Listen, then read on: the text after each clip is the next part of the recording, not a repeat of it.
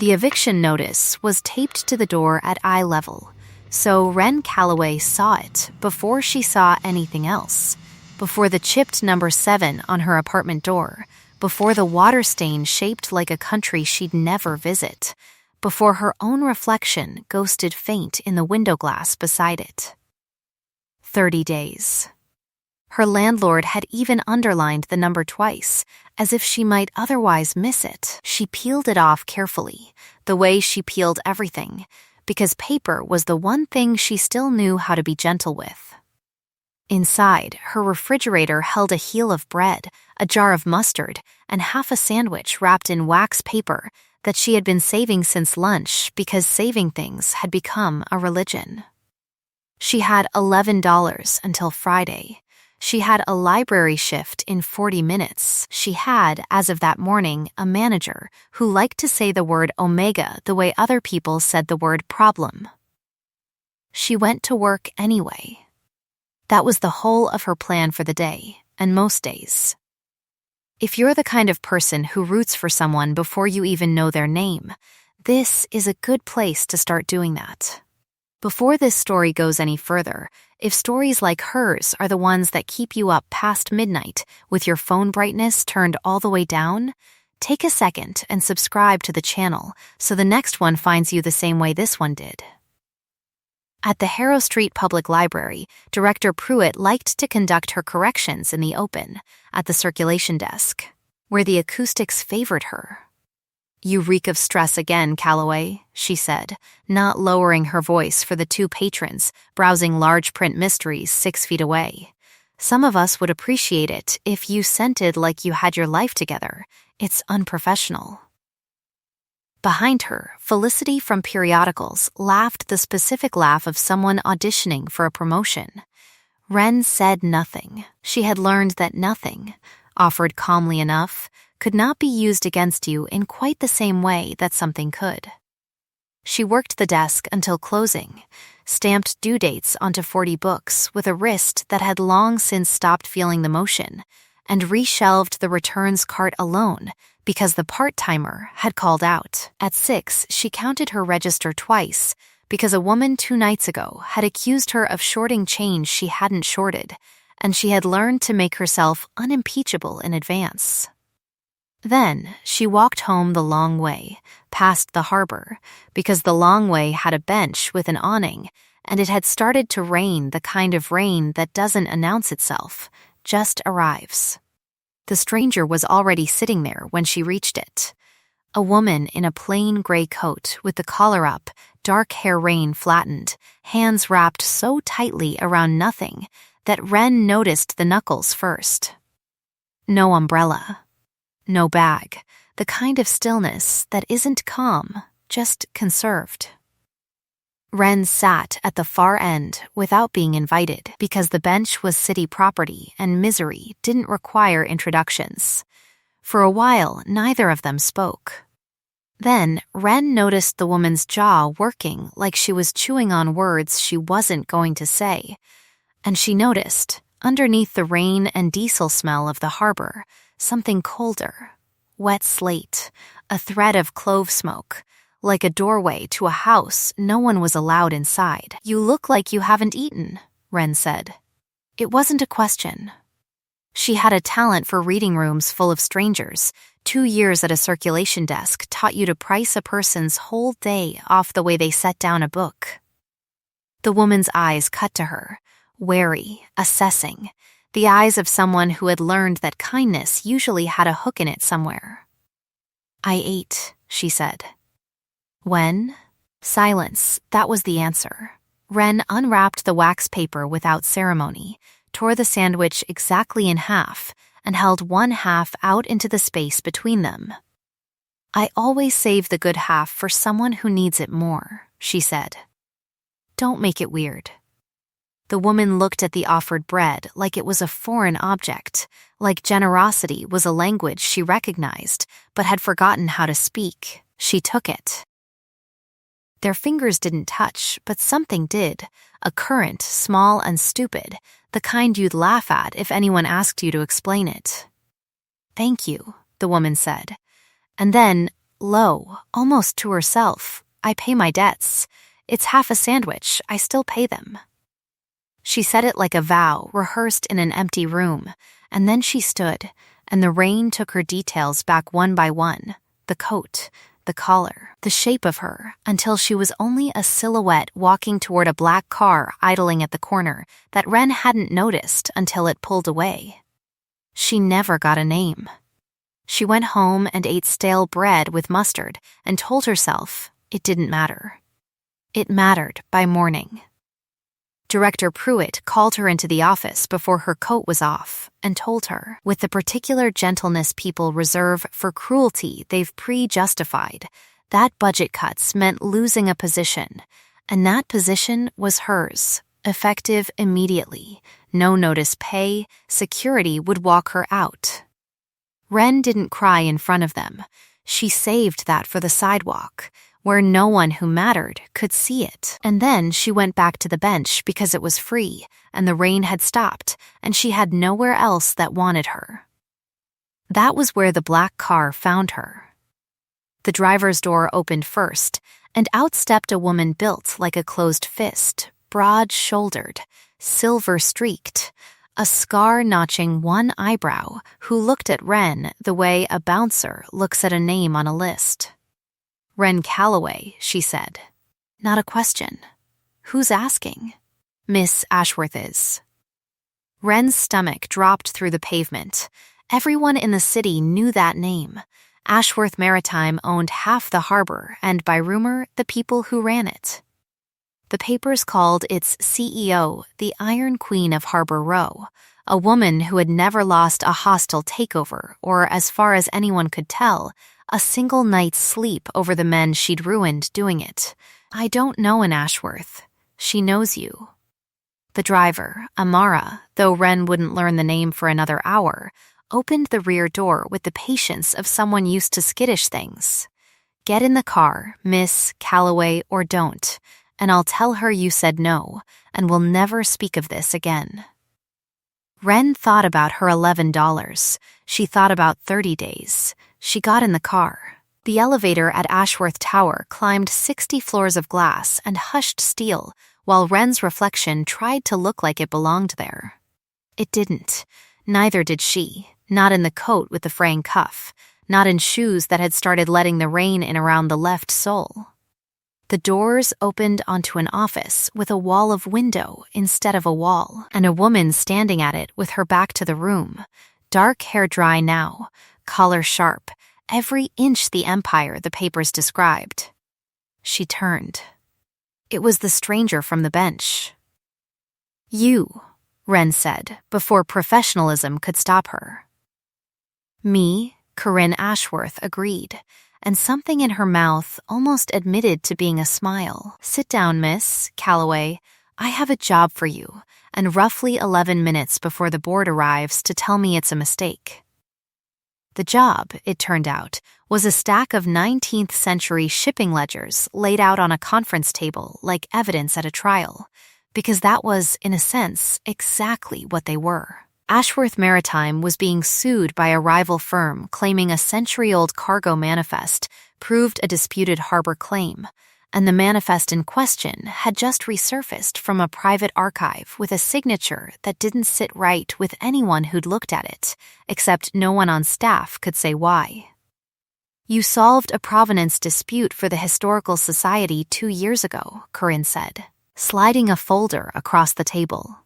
"Publicly, in a newspaper photograph I happen to remember." She didn't say why she remembered it. She didn't have to. The memory sat plainly behind her eyes, unguarded for exactly 1 second before the door shut on it again. Wren opened the ledger with hands that had gone very steady, the way they always did the moment a page needed her more than her fear did. She turned it toward the window light, tilted it, ran a thumbnail along the ink without touching the fibers. "This ink has iron gall bite from age," she said. "This one doesn't." Whoever forged this page used a modern reproduction blend and aged the edges with tea. "The watermark's wrong too. This paper stock wasn't milled until 11 years after the date on this entry. The boardroom, filling in around her without her noticing, went very quiet. A man in a gray suit, she'd learn his name was Dorian Vance, Corinne's cousin and chief financial officer, laughed once, short and disbelieving. "She's a librarian." "She's right," Corinne said, not looking at him, looking at Wren instead like she was recalculating something. "Ms. Calloway starts Monday. Archive authentication, reporting directly to my office." She met Wren's eyes across the table, and for a moment, the whole room fell away into that one narrow current again, the one from the bench, colder and warmer at once. "I told you I pay my debts." Wren moved her whole life into a cardboard box that weekend. It took one box, and rode the elevator up into a world with security deference in its floors and thread counts in its towels. And every rising number on the panel felt like a threshold she wasn't sure she was allowed to cross. She crossed it anyway. The guest apartment they gave her had more square footage than her old place had walls. Mrs. Okafor, the housekeeper who ran the residential floor like a small warm kingdom, appeared the first morning with a plate of eggs Wren hadn't asked for and didn't leave until she'd eaten every bite. "Miss Ashworth said you skip lunch," the older woman said, in the tone of someone reporting a structural defect. "We don't skip lunch in this house." The insiders were less generous. Priscilla Marsh, old family friend, presumptive fiancé in 3 different society columns, sharp as a paper cut and twice as slow to heal from, found Wren in the archive on her second day and looked her over with the specific thoroughness of an appraisal. "The file girl," she said, testing the phrase like a new shoe. "How novel." Corinne does love a project. She left before Wren could answer, which was, Wren suspected, the point. Dorian was worse in smaller doses. He came to the archive door twice that first week, always with a reason, a folder to collect, a question about hours, and always with his eyes moving over her desk a half-second too long before he left. "Family business runs deep in this company, Miss Calloway," he said once, pleasant as poison. "I'd hate for an outsider to get tangled in roots she can't see." She kept working. It was what she was good at. Late one evening, cross-referencing insurance claims against 70 years of cargo manifests, her hand brushed Corinne's reaching for the same page, and neither of them moved for a full 3 seconds, static holding them there like the room had decided for them. "You found something," Corinne said. Not quite a question. Her voice had gone low in a way that had nothing to do with volume. "I think so." Wren didn't pull her hand back right away. "Give me another week." She didn't need another week. She needed 4 days, and a headache, and a growing, cold feeling that climbed her spine page by page as the pattern surfaced. Doctored manifests, phantom cargo losses, insurance payouts routed through a shell account with Dorian's initials buried 3 signatures deep, going back, when she finally forced herself to trace it to its root. 19 years. To a night a harbor tugboat logged a total loss that insurance records showed paid out at triple market value. The same night, cross-referenced against an obituary she found almost by accident, that Corinne's mother, Miriam Ashworth, had collapsed at her desk and never gotten up again. Wren sat with the printout in her lap for a long time before she brought it to Corinne's office, because some truths you carry like glass, and you don't want to be the one who drops them. Corinne read it standing, very still, the way people go still right before they either run or fight. "You're telling me my mother worked herself to death covering for a fraud my own family was running," she said, flat, each word set down like a brick. "I'm telling you what the numbers say. Get out." It wasn't cruel, exactly. It was worse than cruel. It was a door closing on hinges that had clearly closed before, smoothly, from long practice. Ren left without another word, because she recognized grief-wearing armor when she saw it, and she knew better than to knock on armor twice in one night.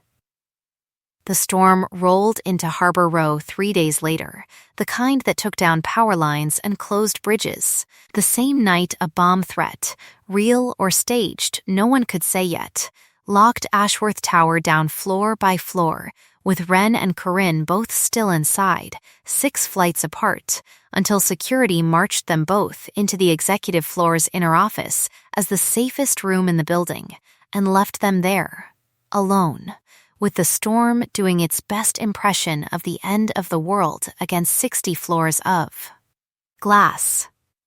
"You think I did this?" Ren said eventually, into the dark, because the silence had gotten heavier than either of them could carry alone. "Leaked something. Tipped someone off. That's why security keeps looking at me like that. I don't think that." Corinne's voice came from the window, where she stood watching lightning fork over black water. "I know exactly who did this. I've known for longer than I told you." She turned. "I just didn't want it to be true badly enough that I let my mother's death sit in a filing cabinet for 5 years instead of looking at it." "That's not weakness. It's exactly weakness. It's the thing she warned me about." A muscle worked in Corinne's jaw. "Love is a ledger," she used to say. "Never let anyone hold your half, because they will spend it and call it an accident." She crossed the room the way weather crosses a coastline, inevitable, unhurried. "I have spent 5 years making sure no one held my half of anything. And now? Now there's a woman standing in my office who gave me half a sandwich when she had nothing else to give, and I can't get the smell of rain-damp paper out of my head." Corinne stopped close enough that Ren could feel the warmth coming off her, cold slate and clove smoke gone warm at the edges, like a fire finally catching. "Tell me to stop, and I will. Don't stop." The kiss, when it came, was slower than either of them expected. Careful in the way people are careful with something they've already decided is worth not breaking. Outside, the storm kept working.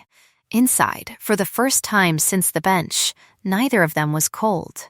They didn't sleep that night so much as they talked until sleep found them anyway, curled at opposite ends of a couch that neither of them claimed alone. Corinne told her about the house on the hill her mother had built from nothing after Corinne's father walked out on an omega wife and an infant daughter because, he'd said, weakness bored him. She told her about the ledger her mother kept, an actual ledger, leather-bound, every kindness anyone had ever shown them entered on one side, every debt owed on the other, balanced obsessively because an unbalanced page had once meant they didn't eat. She wasn't cruel, Corinne said. She was terrified, and she taught me to be terrified in a very efficient, very profitable way. Ren told her about her own ledger, the unspoken kind, a father's hospital bills she'd taken on at 19, because her mother's hands shook too badly to hold a pen by then. 3 years of double shifts that had cost her a degree she never finished, and a sister's college fund she'd quietly, permanently absorbed instead. "I don't regret it," she said. "I just got used to being the one who gives the good half away. Nobody offers me theirs.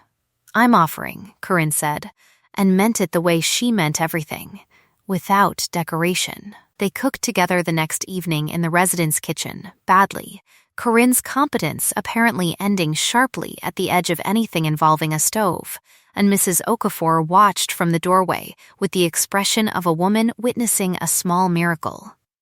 It was, for 3 days, warm. Then Corinne's phone lit up at 11 at night with a message from Amara that had exactly 4 words in it. And the warmth in the room went out like a pulled plug. The story broke 2 mornings later under a headline calling Ren Calloway a fraud who'd used a manufactured provenance scandal to worm her way into a fortune, complete with a photograph of a rare manuscript missing from the Harrow Street Archive's restricted collection, allegedly recovered from her old apartment. It was, of course, planted. A duplicate copy, a forged sign-out slip, the same forger's hand Wren had already learned to recognize on the shipping manifests. She knew it instantly. Knowing it and proving it to a board of directors, watching their stock dip 6 points before lunch, were different problems entirely. At the Harbor Gala that night, thrown to reassure investors, Priscilla Marsh moved through the room like a rumor with legs, dropping the word thief into 3 separate conversations with the delicate cruelty of someone who'd waited years to use it. Security detained Wren at the door on Dorian's quiet instruction before she'd even gotten her coat off, and by the time Corinne crossed the room to intervene, the damage had already found every camera in the building. "I need you to disappear for a few days," Corinne said afterward, in the elevator, not meeting her eyes, the CEO's mask fitted back over her face so completely that Wren almost didn't recognize the woman underneath it. "Until the board settles." "It's optics. It isn't. It's exactly what it looks like," Wren said quietly. "You're choosing the company. I'm buying time. You're doing what your mother's ledger taught you to do." It wasn't fair, and Wren knew it wasn't fair even as she said it, but grief does that. It reaches for the nearest wound and presses. Corinne didn't argue. That was the worst part. She just let the doors open on the ground floor and let Wren walk out into the rain alone. The same rain, the same corner.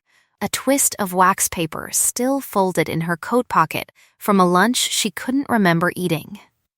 She sat on the bench where it had all started and let herself believe, for 1 full hour, that it was already over. It wasn't Corinne who found her there. It was Amara, again. The black car pulling to the same curb with the same patient engine idle, except this time the older woman got out and sat down on the bench beside her without being asked. "In 11 years, Amara said, watching the harbor, I've never once seen her go back into a building twice to check if a car had actually pulled away. She's done it 3 times tonight, watching your window. She doesn't know I noticed." She glanced sideways. "You planning on giving up, Miss Calloway? Or you planning on proving what you already know?" Wren spent the next 36 hours in the archive with Priya, the only real friend she had at the library, who'd shown up with 2 coffees and 0 questions the moment Wren texted. Together, they rebuilt the whole chain, the ledger forgeries, the shell account, the manuscript's real sign-out records still time-stamped on a server backup Dorian hadn't thought to touch, until it stood clean and undeniable. A case built the way Wren built everything, out of patience and paper and the refusal to let a small thing go unchecked. She was walking it to Amara's office when Dorian caught her alone in the archive stairwell. He didn't raise his voice. That was almost the frightening part. He simply closed the distance, took the folder from her hands before she understood what was happening, and told her, very calmly, that librarians who reached too far sometimes fell. His hand closed hard enough around her wrist that she felt it in her teeth. She heard the stairwell door bang open before she heard Corinne's voice. And then Corinne was between them, one hand locked around Dorian's wrist with a grip that made him drop the folder. The other arm braced across Wren like a wall thrown up in half a second flat. "Touch her again," Corinne said, "and family will be the last word that saves you." He shoved. Corinne took the fall meant for Wren instead, a hard step back into the railing that would leave a bruise blooming along her forearm by morning, and for 1 terrible second Wren watched something go loose and lethal in Corinne's eyes. The exact shape of a woman about to become the thing her mother had spent a lifetime warning her against becoming. "Don't," Wren said, catching her arm before it could finish the motion it was building toward. "Don't become him. Let the law do what you're about to do with your hands." Corinne stopped. It cost her visibly. a full-body effort, but she stopped and stepped back and looked at Dorian with something colder and far more final than rage. "Get out of my building," she said. "You have until the shareholder meeting tomorrow to decide whether you leave with a lawyer or in handcuffs." He chose neither, which decided it for him. The shareholder meeting the next morning was standing room only by the time Corinne walked to the podium with Ren one step behind her, folder in hand. She didn't introduce Ren as staff. She introduced her as the reason the company still had a future worth protecting. And then she let Ren do what she did best, laid the forged manifest beside the genuine one, projected both watermarks side by side on the screen behind her, walked the room through 19 years of theft with the same patient, unhurried clarity she'd once used to explain due dates to confused children. The room that had sneered at the file girl 2 weeks earlier watched her in absolute silence. Dorian was escorted out by security before the vote even finished. Priscilla, exposed in the same documents as the source of the manuscript forgery, her family owed him money. It turned out, old debts calling in old loyalties, left the building through a side door and never showed her face at another Ashworth event again. By evening, the story leading every channel wasn't about a thief. It was about the woman who'd exposed a fraud that had, indirectly, killed a CEO's mother, and about the CEO who'd stood in front of her shareholders and said, without flinching, that she loved her. That part hadn't been in anyone's prepared remarks. Corinne said it anyway, turning from the podium to find Ren in the front row, and the room's gasp was audible even over the cameras. They didn't wait for the room to empty. Corinne crossed to her, took both her hands, and said it again where only Ren could hear it. "I told you I pay my debts," she said. "I didn't know until you that the debt I owed the most was to whoever taught me it was safe to need someone." "Ask me with your words," Ren said, low, "because some doors only open from the inside. Will you let me claim you? All of it. The mark, the bond, everything that means I'm yours where anyone can see." Corinne's hand rose slow enough to stop a dozen times before it reached her jaw, giving her every chance to say no. "Yes," Ren said, and meant every letter of it. The bond snapped into place that night in the quiet of the penthouse, gentle where it could have been anything but. Her scent gone warm as struck sugar under Corinne's mouth at her throat, Corinne's own signature blooming through the room like a fire finally let to burn all the way up. Neither of them said much afterward. They didn't need to. The wax paper twist from that first bench sat folded on the nightstand where Corinne had kept it, unexplained, for 2 weeks, and Ren finally understood exactly what it had been doing there. The proposal came 4 months later, on the same bench, in the same kind of rain, because Corinne Ashworth had apparently decided that irony was a love language. She knelt on wet pavement in a coat that cost more than Ren's old rent, and opened a small box with a ring inside it plain enough that Ren cried before she even said yes. The wedding was small, harborside, at sunset, with Amara standing up for Corinne in a suit she'd clearly bought for exactly this occasion and no other, and Priya standing up for Ren with a bouquet she kept threatening to throw at Dorian's old office window out of spite. Mrs. Okafor cried loudly enough to be heard over the officiant. The vows were short. "I will spend the rest of my life paying this one," Corinne said. And Ren, laughing through tears, answered, "I always save the good half for someone who needs it more. Turns out, that's you. For good." A year on, the harbor still smelled like diesel and salt, but the tower's top floor smelled like clove smoke and toasted vanilla in equal measure, because that was simply what a shared life smelled like now. Dorian Vance sat in a cell awaiting trial on 22 counts of fraud, his name scrubbed from every door in the building he'd once expected to inherit. Priscilla Marsh's engagement announcements had all quietly reversed themselves. her family's old debts finally called in by people with far less patience than the Ashworths had ever shown her. Director Pruitt, watching her old employee's face on the evening news beside the headline city's most feared CO, marries the librarian who exposed a fraud, sent a stiff, unconvincing offer to return to the circulation desk. Wren framed the email, instead of answering it, right next to the wax paper twist Corinne had finally preserved under glass and hung both in the archive office that now bore her name on the door.